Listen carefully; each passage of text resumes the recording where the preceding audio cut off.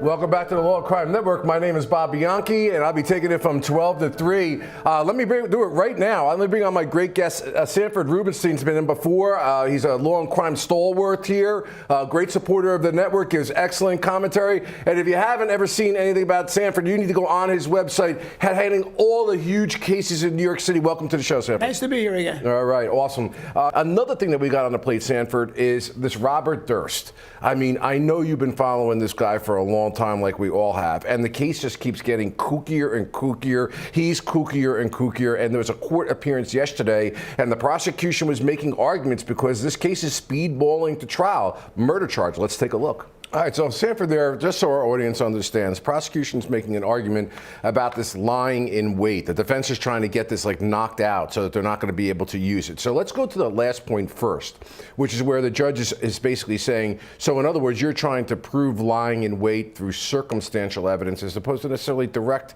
evidence. Can you explain to our, as I say, ladies and gentlemen of the jury, our audience here, what is meant by that, by the connection of those dots in circumstantial as opposed to direct? Well, clearly, the ultimate objective here of the defense is to not allow into evidence the testimony that, well, not testimony, what he said on that TV show, which was aired.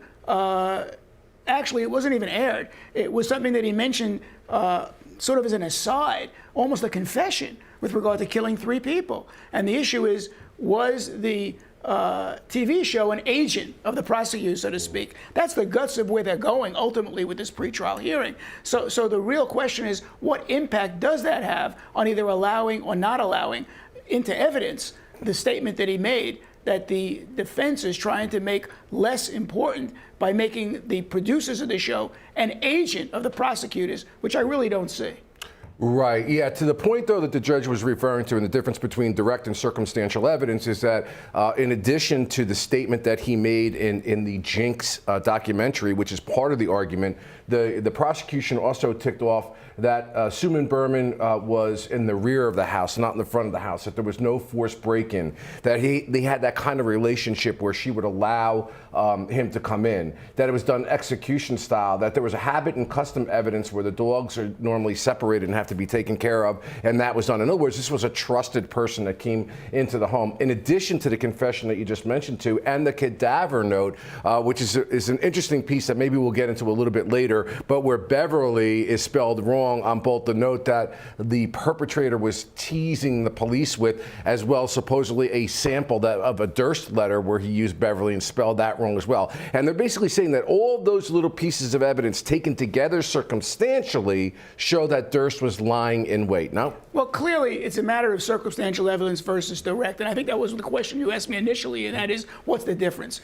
Well, circumstantial evidence is not specific statements with regard to something that happened or something that someone saw. It's evidence of the circumstance, which would be statements that he made on the TV show, the fact that she trusted him, all of these factors combined to try to prove guilt beyond a reasonable doubt. Have you had an opportunity to listen to the statement that he made? Now, just so our audience understands this too, while he's taping, he actually goes mic'd, and the mic is hot, into the bathroom and makes statements to the effect of, well, now they got me. Yeah, that's right, I killed them all. Yeah, something to that effect. That was exactly the statement. And he's almost mumbling to himself. I don't know how the defense is going to try to explain that away to a jury, because they're going to have to if it gets into evidence, and I think it will. Okay, well, we're going to look at one more clip, but there's something about that statement that he's such a kooky guy. I'm wondering, I'm fearful as a prosecutor, can I really prove what he meant by that? Was it tongue-in-cheek? Was it that he was agitated? Because he's such a squirrely individual. So many, I think most believe that that statement is very, very damning and detrimental, and certainly the prosecution is going to use that as a major piece of evidence. Let's take a look at one more clip. What'll be real interesting will be how they try to explain that away.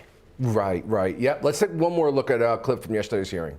Well, I'll tell you one thing, Sanford. I think this prosecutor really knows how to put a case together. He certainly knows his facts. And I think, if anything, this is a lesson for defendants.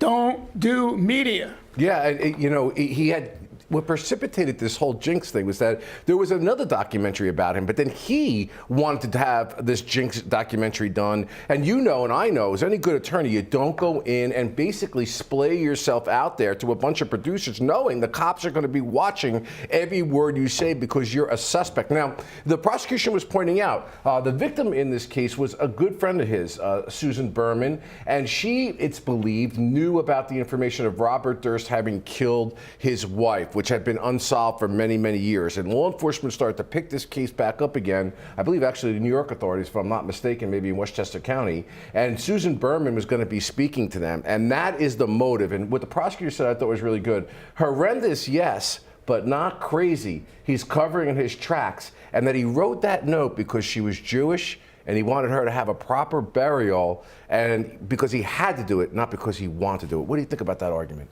Well, I think that, once again, the fact that he's doing this media is so possibly destructive to him, as this trial will represent, that he never should have done it. And then he's making statements that are going to be used against him on trial.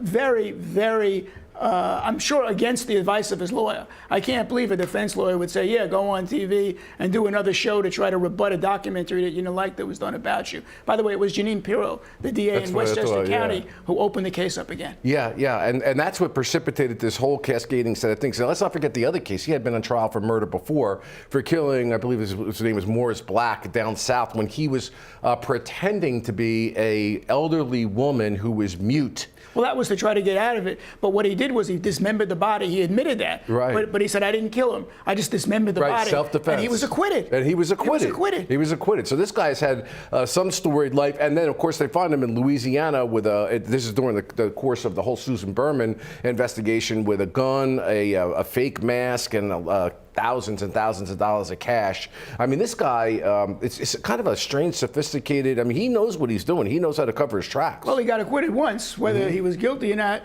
we'll never know, but they couldn't prove beyond a reasonable doubt the charges against him in that case. But what he's doing here, it's almost like he's taunting the prosecutors. You know, I'll notes, statements on a mic that he didn't realize was on, but maybe he did know it was on. Who knows? He's taunting the prosecutors almost. Right. Okay. Well, listen, Sanford Rubenstein, thank you so much for that. This case, Robert Durst, is just fascinating to watch. If you haven't had an opportunity to look at it before, certainly we're going to be covering the trial here at the Law and Crime Network, gavel to gavel. You can be assured of that. We got to do a little business, but we'll be back with more Law and Crime. Stay with us.